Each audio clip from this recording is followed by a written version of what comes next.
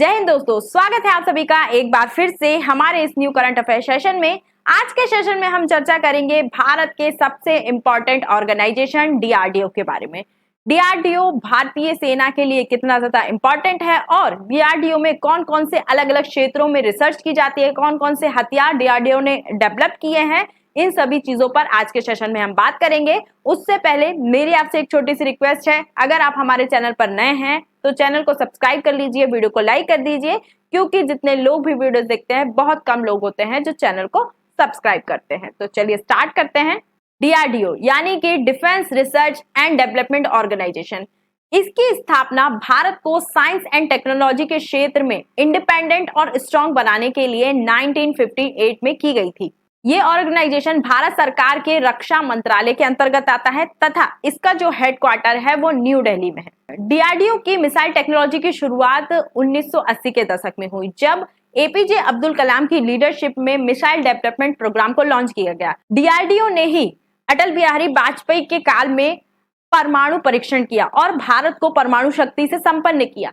परमाणु परीक्षण करने के बाद अमेरिका और वेस्टर्न कंट्रीज ने बहुत सारे प्रतिबंध लगाए। इन प्रतिबंधों के चलते ही भारत ने यह डिसीजन लिया कि अब वो टेक्नोलॉजी के लिए किसी और दूसरे देश पर निर्भर नहीं रहेगा, मतलब कि विदेश पर निर्भर नहीं रहेगा, वो अपने आप को इस क्षेत्र में आत्मनिर्भर बनाएगा। और भारत के इस डिसीजन को सही साबित करने का जो काम किया है वो डीआरडीओ ने किया है। 80 के दशक से लेकर अब तक डीआरडीओ ने बहुत ज्यादा विकास किया है। अब डीआरडीओ हाइपरसोनिक मिसाइल हो, सबमरीन हो, बैलिस्टिक मिसाइल हो, सभी बना रहे हैं। पिछले 30 सालों में डीआरडीओ ने बहुत सारी एडवांस मिसाइल बनाई हैं, पृथ्वी हो, अग्नि हो, आकाश हो, त्रिशूल हो, और ये वर्तमान में भारतीय सेना का अंग भी है। रिसेंटली डीआरडीओ ने अपनी हाइपरसोनिक मिसाइल की टेस्टिंग भी की।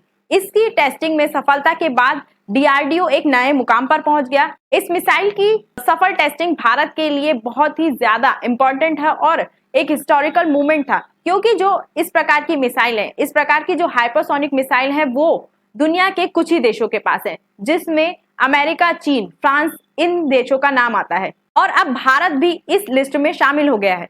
जब डीआरडीओ ने इस हाइपरसोनिक मिसाइल की टेस्टिंग की थी, उस पर मैंने एक डिटेल वीडियो भी बनाई थी। अगर आपने वो वीडियो नहीं देखी है तो लिंक आपको इस वीडियो के डिस्क्रिप्शन में मिल जाएगी, आप उस वीडियो को जाकर देख सकते हैं।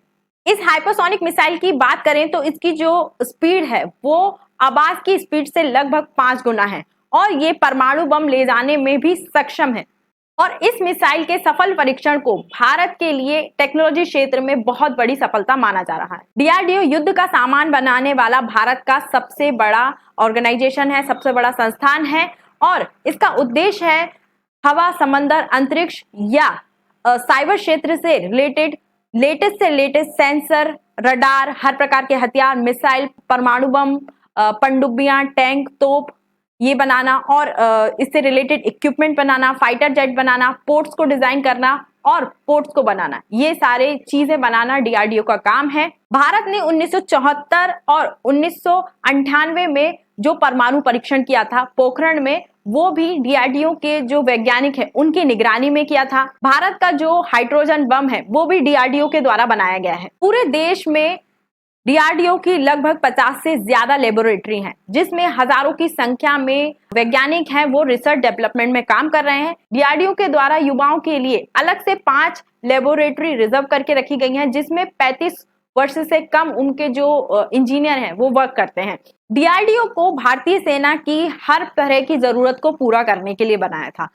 भले ही इसने परमाणु बम बनाए, हाइड्रोजन बम बनाए, लेकिन क्या आप जानते हैं कि जो भारतीय सेना है उनकी यूनिफॉर्म से लेकर उनके जूते तक डीआरडीओ डिसाइड करता है, डीआरडीओ बनाता है। सैनिकों को किन हालात में किस प्रकार का खाना खाना चाहिए, इस पर भी रिसर्च डीआरडीओ में किया जाता है। डीआरडीओ भारत का सबसे बड़ा डिफेंस ऑर्गेनाइजेशन है, इसलिए इसकी जो एक्टिविटीज हैं उनको बहुत ही ज्यादा छुपा कर रखा जाता है, गोपनीय रखा जाता है। डीआरडीओ की सबसे बड़ी कामयाबी एटम बम और मिसाइलों के क्षेत्र में मानी जाती है। डीआरडीओ ने अलग अलग रेंज, अलग अलग टाइप के latest cruise, ballistic, intercontinental, supersonic, hypersonic missile बनाई हैं। एक्सपर्ट्स का कहना है कि बहुत ज्यादा जो विकसित देश हैं उनके जो संस्थान है वो भी इस प्रकार की जो अचीवमेंट है वो हासिल नहीं कर पाए हैं। जैसे कि हम एग्जांपल ले सकते हैं कि जो हाइपरसोनिक मिसाइल अभी रिसेंटली डीआरडीओ ने लॉन्च की है, उस प्रकार की मिसाइल चाइना और अमेरिका को मिलाकर कुछ ही देशों के पास है। 5 से 6 देश हैं जो इस प्रकार की मिसाइल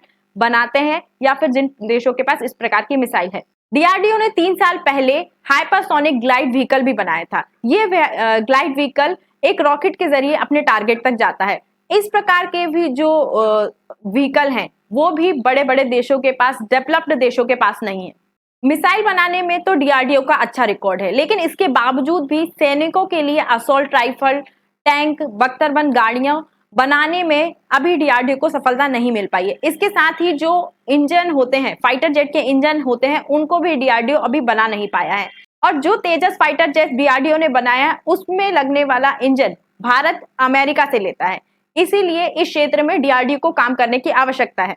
लेकिन इसके बावजूद भी जब जब किसी देश ने भारत को टेक्नोलॉजी देने से मना किया है, तब तब डीआरडीओ ने अपनी क्षमताओं को पूरी दुनिया के सामने साबित किया है। इसी साल डीआरडीओ ने एक ऐसी मिसाइल बनाई थी जिसमें एक से ज्यादा बम्स को लगाया जा सकता था और अलग अलग टारगेट पर उन बम्स को गिराया जा सकता था।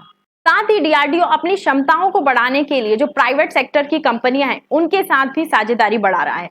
साथ ही अब डीआरडीओ ने कुछ मिसाइलों को निर्यात करना भी स्टार्ट कर दिया है। इसमें एक मिसाइल है जो निर्यात की जाती है जिसका नाम है आकाश और दूसरी है ब्रह्मोस। ब्रह्मोस को भारत ने रशिया के साथ मिलकर बनाया था। इसकी रेंज 280 से 400 किलोमीटर है।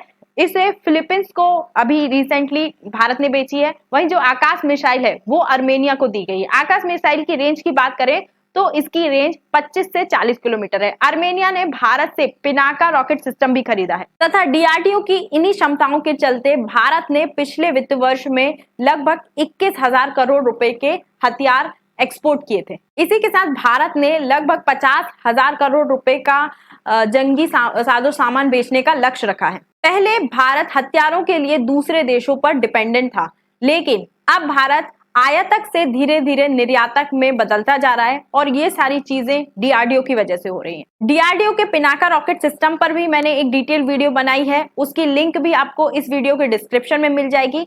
उस वीडियो को भी आप जाकर देख सकते हैं। आपकी क्या राय है डीआरडीओ ऑर्गेनाइजेशन के बारे में? ये भारत के लिए कितना ज्यादा इंपॉर्टेंट है आने वाले समय में और कितना डेवलपमेंट कर सकता है, भारत को कौन कौन से हथियार बनाकर दे सकता है? इससे संबंधित अपनी राय हमें कमेंट में लिखकर जरूर बताइए। आज के सेशन में इतना ही। जय हिंद। Thank you.